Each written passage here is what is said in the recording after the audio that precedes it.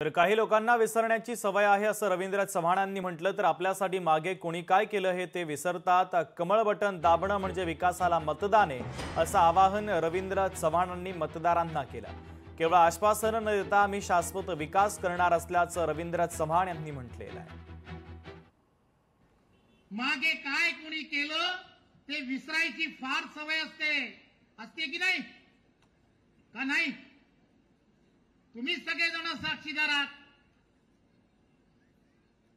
विसरण्याची फार मोठी सवय माणसाचा गुण आहे, अडचण काहीच नाही। आपल्याला मतदान करायचं आहे।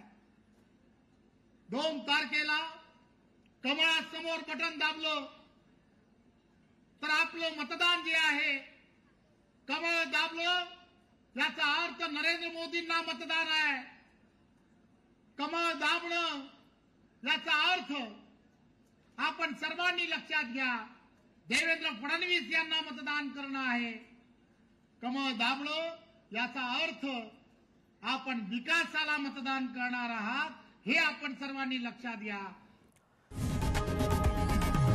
लोकशाही मराठी ऐका, पहा, जागरूक रहा।